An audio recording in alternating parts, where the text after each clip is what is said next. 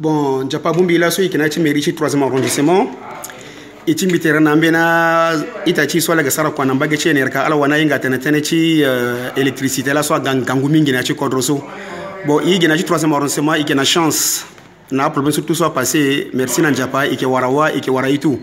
Là so contrôle mingi asi baji tena keda de so ikunda na itachi so vraiment ala vena ke mama chene rka ala kana ya chene rka na loso en tout cas bikunda na tena ala veni sala fatere chala ipela fa kwa chinyala sala kasana mbrimbri na enerkanye itachi mbi il chimbi avec Rodrigue et Fanny Mbongo mbeke wagosinga mbeke wa vungongo sango na ndoko chwachi dada na tona alama kwa singa so atene Enerika magazine so yake kakemu acha da frono kwe na dasinga lelege yako bishi mbeke legregerechi a kwa singa so imo mbesi na Japa la so wala la so yake na bache station mingi na bandi Enerika magazine akatambula na ndobechi station wa Enerika magazine na biko so atene jeudi na bonga gumbaya na ndaprere ake nandochi dafono noti be Africa so atene radio Centrafrique na wara Enerika magazine na moko wara nandochi 100.6.9 na use kwa singa ni lega kwa kana bageti radio Mariaka na radio Marianga moko wara ni nandochi 90.9 so moko wara i ake la poso so atene samedi na ngonga balako na kontinda peresi Enerika magazine ake kasi chi sa ita baita chi Marianika so atene munju France atene émission interactive bigi tena wa mo na téléphone kama yirimbi tenti bet mo war mo ti kasa mo ti gondao mo yirindu mo tentene singi si tele a tongana kana la poso tonga si fo ita ma émission so na la pika singa ni tene akasa tala gada ala garani na tono kiringo tena ke fedi kirtena la na bilisa tele to sumenga la so ita mingi ke démanteler mais comme da début coupure là voilà si qui wara 24 sur 24 zambi bitene ce que tena mecha azuti itati ti potusi ala mani na debeso yinga girirando tongana aza a masiniti mbageti boli oko boli use ungocha zo da si kutu na ndoni pepe na nganguchu waso si DPT wala gestion de production transport ak Tony mo ungona ugi balako na miambeti megawani so donc ungochi ila so ko mo chimu wana centrafricain ifu mwara nganguchu waso atene 50 mega balo kusha limbi tene awari bribri mais na debeso ikinani pepe ba ndani so asara si et que sara iso atene délesage warege fawani ketilite na tokana benindo titere a machine sumba pe ba itongana azagini 24 sur 24 itatimbi kada machine asumba turo kwawa melitene itene aussi na amlenge si kodrosi amai na la soko na kodro wandenga pialo aku use so moli militene aunzi na tinze balusi na ndoni use ako pialoni ak dédoublement tu boli use titene ayani na ndo ti mega balako tona ya mega balako atimbi na balako na miambegi warande balusi na ndoni miambe mais akwa so point tona tambranga iyo moya nga tene chala so ira tena bailleur de fonds ni kwe atene teni de fois wa mungo ngininga longo yana gboto bing bi aiso kwa gboto kwa ni la méthode za pays dasi na zodi poso so tu gouvernement fadeze balusi na ndoni use dédoublement tu boli de agata tene na use pialo sali bilisa sende passe tu wa kai akai tati ti koroti chini so ala sindo so awe si ala gana gere tu kusa ti sali so tene panneau solaire tu warawa na legeti la ala gesa na yi mega nsu ngona ke baloku so tono iwara baloku na ndoti balusi na miambe kanda iwara bale mbrambra na miambe so kanda mo matene ti coupure encore après mais ha il faut ikanga beti kete parce que ngu balusi na useni nze balusi no useni ake lango balako no se après si tena terba a parce que tu vois que kaito pe si tena aitati so na diaspora ibaza so ala inga a bailleur de fonds mingi na ala inga aussi azo so ko maboko mingi awa kode kwa ala inga la mingi so ala gati maboko na legi ti so tele biomasse wara mu poubelle ala sa na courant so agada na mbeni pialo tu wa sa tele ti Hélène c'est ça so pupula mula sana kusala mais ala inga ndo to so mingi zasi ala razo so gana kodroti ne una ngana gouvernement tu ko gotru ngakete na ala tongana ala gana zoni za legi tene kwa na pasenga iyo tongana to so wani aga mbageti pupu aga na mbageti chila na mbageti ngu na mbageti lo iso ni fade bonoti ake kaikete mais itati mbimbi ngaki sitene ba yeso asar sa partenaire aga legeti gaminga baga ya ga susi maba tene demande chini awape Zali bitiga par exemple na 10 milliards na mbala ko na investissement mais azuti vongo wana titulu mimbri akape akaiso kwa na sara ngasi lasmo ba akwaleni aikeda ni la itere ba akekete teresiri miteni tenala na ndochi ndo kwa choti dadala mais fini wande vainda so aga biani le gesara koti tene kusala atambora mingi mbedi tena que si lui bina mettre à tenir gaz de de quoi tu vois dadala si a gesara fraude a encourager abu bayi mingi kaye ke tene ni soto so ga tene tita tene la mo do amela mingi amela mela ngeti pimbango liga da amela mela ngeti zango kamena leti mo ga mais na de beso il sa la sensibilisation interne dit tene il s'inquiétait mon data la solitaire la kumba kete mais il banza so na rigueur mabanga mbete na je suis tatimi tonoba wa kwa kwa njia ga sara meni kirikiri il faut itene ngata tene polela ton momuna zokumba ju kwa na lege na pa mufuta longa na lege so do inga na kwani wala makanda to la pe u wala lo wala yechi kwa pe so atambra na gere sara relève na gimimbi lo kid na gere moto akapa équipement akapa ba asara si to longa ji sara relève na benindo beni zamba ba letro avu kwa tele baba kete ka wala monyo mo ba asara si lo kide so ji tene pe pa tene bitene bi soutenir shoni ni se pe mais biti tene ngambi tene wa mangoyi tona moyi tene mo shikote zubimbri muna lo yiti kwa ninga mbimbri wa fadoro sara kwa mo mbimbri ay to sombi mo merci na japa tan sombi mbakete yangati sango ak riche ton ci la sope ils ont presque 50 ans ouais farso et que ma quand même ton bikema kuta radio Centrafrique de que luka bikema journaliste bikema pendre sango marini so bikema na yanga ci mo so aussi apialo mo batanti giri a projet yinga so quoi pe beni mlengi yake da so lo unda melo tengela ta piano nyen bitana a bambi ko bikema gina ci information atani batana ke projet tombi ma marcha sango to so vraiment que njerna bi mingi ci temo confirmer na bi piano na kenye matimo sa teni mingi na ndobeni mo insister na ndobeni azuminga inga explication na pa bon tor mo tene tenti pialo da muzu tendere so tel muzu phrase ayirna tene projet projet kenye ak yesu mo yeti sara wara kekereke wara mbeni kekereke tapande ba mo tene da mais di sara da tona de mo sara da na pe si angba tu bungolo tu mo ayirna tene projet wa ayirna tene pialo na di tene mo sara pialo ni agolondo ki toso mo sara ine pepe mo la masangi njana we mo muyi na ngoina so mo sara ni la apialo so ngando kwa chuwati dadana kan la mitele ba tene ti panneau solaire so chino agati aider gouvernement ganandoni na tene ti dédoublement ti boali 200 adunga ba mo tene beni pialo ni so de biti 11 ans depuis boali 3 Boali 300 do girata tu kolingba si tati François ga aja mboko na doninga pusula na bageza so tene kwa so unja papa batumbi basi pialo sangba na legi mbati shoni kode chamla ngeti ba Afrika kete ya pasi na kodro mobile go fata ni kwa mbele sala kiri na pegoda itatimbi merci na mo mingi mbikira mo na tene ti pialo so bola mo pendre explication do beni homme politique français a da so il a tene Jean-Louis Borloo lo actuellement so lo za presque politique a le dossier to le politique encore rappel mais le sara tenchi le mungangu tout le truc de beach à faire chiwa bi bala le sara tournée africaine là le sina Sénégal le sina Côte d'Ivoire le sina Maroc zotonga na fini DG c'est là solo keda matiti chulo projet chulo tout là ne solo le chiffré le fa manque ti nginza so la so dunia akena yani ça dit manque d'électricité comment perdre c'est moins comment amunjala ke chiffrer na be yeso ali ati bozo chala be kwala gatene ba ayagini la adwagi chila ati bozo chala bolo lu chiffrer na ati bacha milliard lo tone c'est tone et tout tone Afrique akena wa tonga so nginja so pechi warala mais comme le coalition nous a tu le force politique awe lutulo la a président africain mingi akeda so la fala yambalu mais namba eje linga bisi déjà mo kala tenando beni mo pika Jean-Louis Borloo mo bolando beti internet projet ti waso mo ke bayna dobini binga pa wala DGT ya kana information bo ti gouvernement bi satena pa ngba ti ke fini gouvernement binga pa mo ke mo ngata na dobini bien i maternity tati Jean-Louis Borloo mais ade ina wainda timbi tene le bitel na meti ti tene ingani pepe mais na lege so mo bila meti to so fali musango so kirani amba ti directeur commercial kira ba ti wainda na alimbi sango so ago jusqu'à na bagati bien bien so battre ti ndo ba ti wati dada na amo sorti beti cc fadi balo mais ya ko so inga kana ndebe so mo ba PAC so tene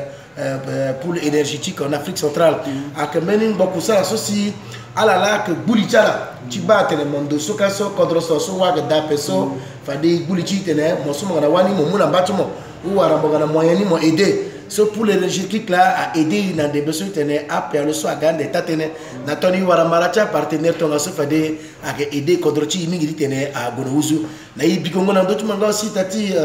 Abdallah Aboubakar ak sengi Abdallah sans plus donc Et bien, on a d'autres moments qui fallait qui ça raconte tenait. Marati pialo sumo garani, faudrait kota zuti, mon la pika patara, mon agbe bien pika patara, na toni warazoso. Je lui dis que tout mon boko na kodro fada ça. Je lui dis, ba yeso ali biti tena gondana, pa sumi la diaspora ni la. Ambe na diaspora ni munju France ateri sabi en Prada, c'est-à-dire que qui yungo bongo ti bangani kota français na tenchi muzu France na ondoni a kokota te muso mu tene grandiloquence, mais ça rangoni de fan brimbri agdape. Ba diaspora so ali biti muyeka agana yeni asara yeni lena sigi nderere tongana ne emiso giri logo na korochazo mumo soro ti kodro kalo gale kana kodro tiro ba isu ikuna bagitara azu mingi yinga lo loge député maire ti Valenciennes bi penser portula ko ouvert on beni kuta ouverture ageda et puis tene balo senge bo actuellement so mo ça un petit projet tia chinois bon na kilowatts mbenga pe a puissance so mo tene andege ki warani bon biso mbike intéressé terti mingi ando beji tene ti waso asoko so ka muna mbimbeto mbenga pe 600 trafic a petit réaliser projet so mbangati to nembe bala so koro to Sénégal mokiri na moitié mars 2016 à couturier à tailleur ti Sénégal rien qu'à tailleur à la sara marche voilà tene ti wa à la sara marche tene ti wa ala tene wa kana coordonner encore apeso ak Sénégal bi pe tembe en Afrique de l'Ouest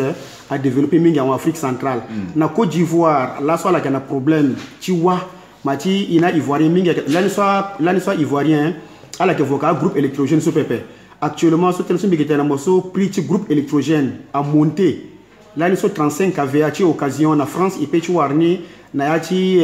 3 millions donc 4500 € à 5000 €. Mon petit 35 kVA mais là so a monté il y a 10 000 €. On va dire 6 millions et quelques. Donc Côte d'Ivoire avec vos groupes électrogènes, Sénégal avec vos groupes électrogènes. Problème tu vois avec la Nigeria, surtout il y a Nigeria avec contre pétrole. Mais là so babati tout na Nigeria mon groupe électrogène. Bon titi il y a na Centrafrique. Accord so médiateur so comme qui accord so la développer en Oila. Titi il y a na Centrafrique vraiment il peut espérer. Bien isso il me dit que tu t'es na contre le Centrafrique da akoko wara groupe électrogène ak buti dans bukete. Moi il a même déjà à la Soazia entreprise wara akeketeni wara kokotani d'abord à la pas les mêmes types de groupe nia si asingana Centrafricain so salaire troni à Konongape warango gijani le pigangali trombi le alternative groupe électrogène so biteneso c'est-à-dire avec manque de énergie nationale par exemple Enerka c'est-à-dire manque de équivalent de Enerka qui voilà c'est à zone vos groupes voilà avec tension na teno moyen ni après non avec manque ti wa so a petit muna la kozo là c'est à la pique ça la voix groupe so à tension là so ton Enerka que mona yiwa tout complet momu tongana EDF GDF là so EDF Suez là so bon mo ke molingi ti wa moinga wa pendre moinga motena à privatiser déjà ouais actuellement so EDF a un monopole encore na France après mabani donc à la Soniso là il était vraiment il y a RCA il peut espérer de ce là oui ben moinga y quoi que gay soit de sensibilisation mingi ti centrafricain le yegi ti facilité le yegi tenem bénier le mouterno le zadap il faut ça la sarango kwe na place mais yenga de diteni tenam le ngeti be Afrique itene toronde beso ina ke kumba tonso asingana zo ti kodro wande so mo soro kana la sek wara groupe ti terra du tinani mais centrafricain il dit teni encourager moi aussi tongana mo ba wa gape ali mu ti wara groupe électrogène na datimo ak sarande njuri mingi donc un petit groupe électrogène a posé problème mais bon na bien moment ga ala inga tene RCA aussi a kodro ti atene en plus il est champion du monde du projet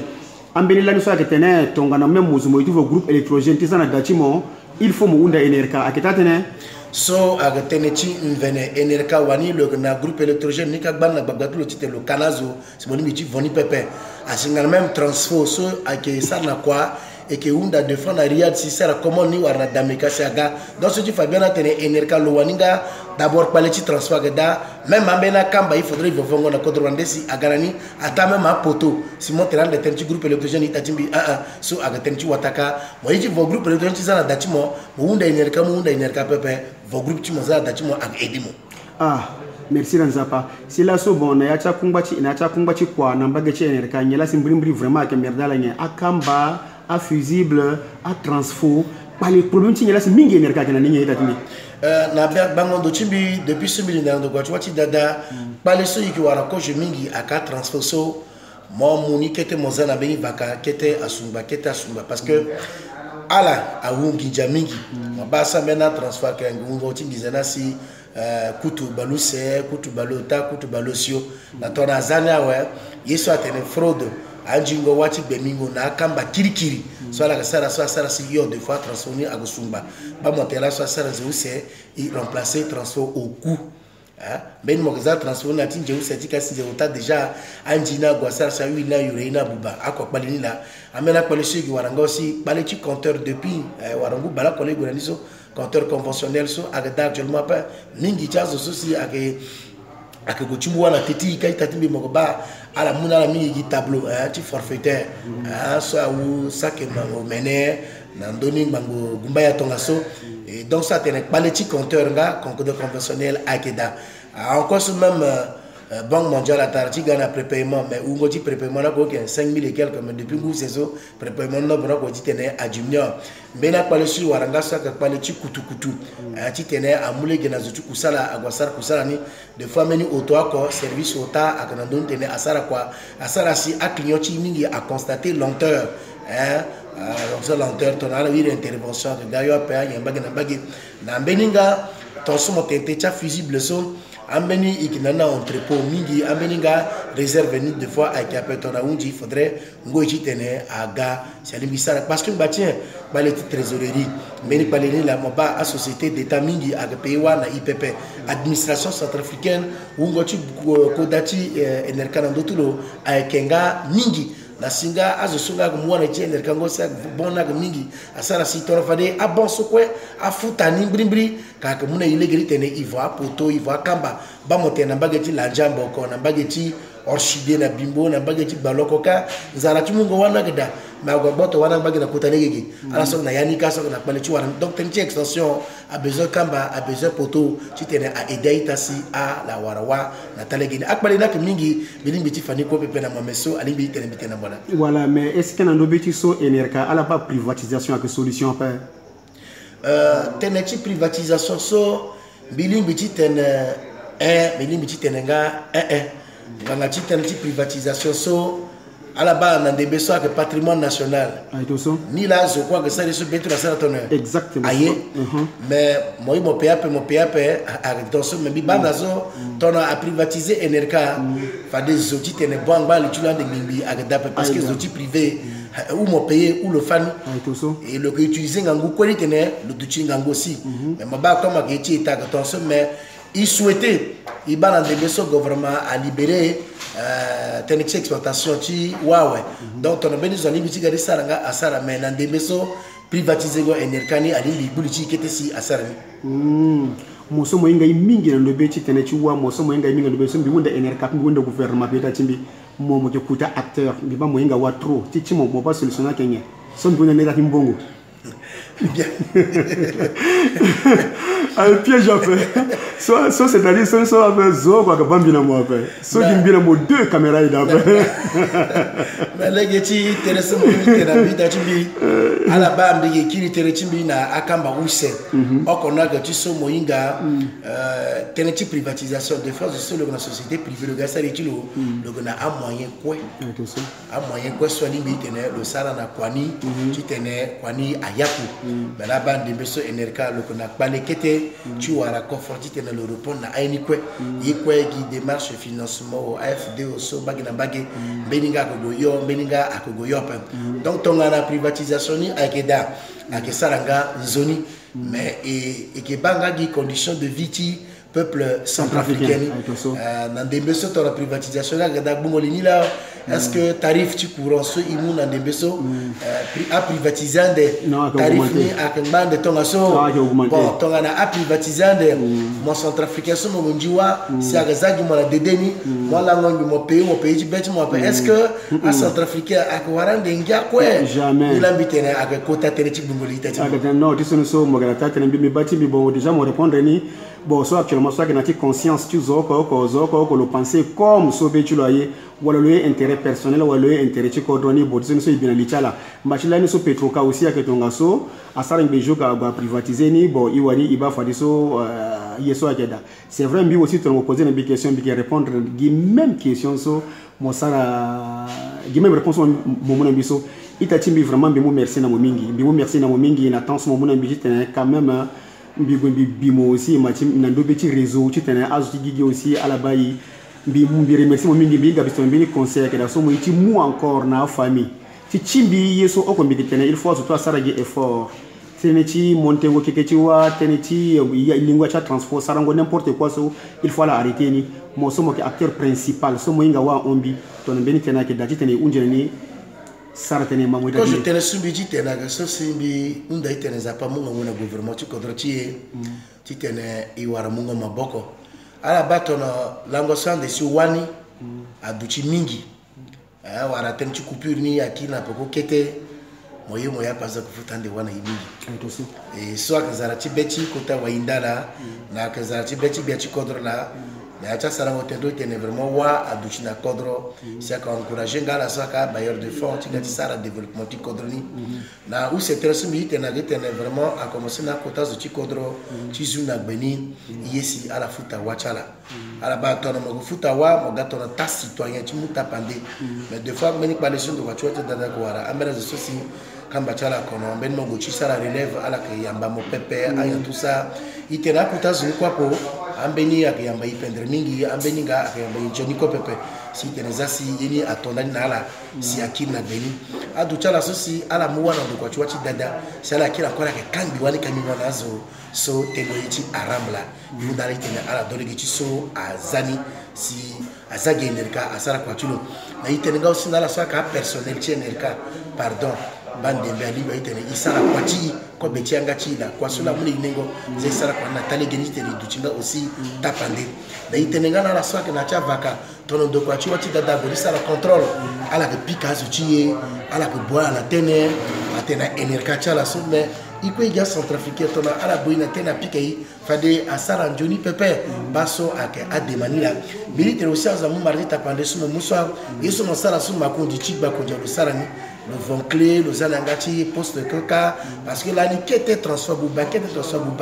et asara njoni pepe il est tene aitachi ba biri bira na kodro ayengere zape sare ti betulo menandi beso kodro ni akekiri na place ni yekekela nila itene ibanga mena kodro wandema azo azati sara kekete ti bubawa zasi du ti tapande na lecha sosi abukui si adu chala zo ti diaspora ikira encore itene to ala banjoni ndoka la bambenieka ala mo gana kodro ala kana kodro si fadili ti baba na yu awarangia na ala inga na question bisara so bakuru amokei to mo sina mbage ti taki kama ba mo gaso bisara enregistrement na mo meni jolis mungosi na le bikami mu appareil pena titulo to na mo sikas mo ni ti warna yi tenaita ti ya gine ordinateur ya gine warameni Maroc se prendre temps so gaso ko professionnel warameni caméra ak aider de itati mo mingi tene ina le ngba contact de temps en temps avec ça njoli méditation malheureusement yinga terna retard to ça fait ka kumba ti kwa kambi ginala kambi na niveau chimbo si kambi sa mi gete effort mais tena okwa gada pe ak jamais ak taranga pepe ti tene iwunje na encore ereti mo itati mi bike zo sabanda ndoti kwa sungati sango na ndo kwa chwati dada wa mungo wango ili chimbi ya Rodrigue Fani Mbongo. Merci monsieur Rodrigue. Merci. Japa batala naye. Lokole batala. Merci.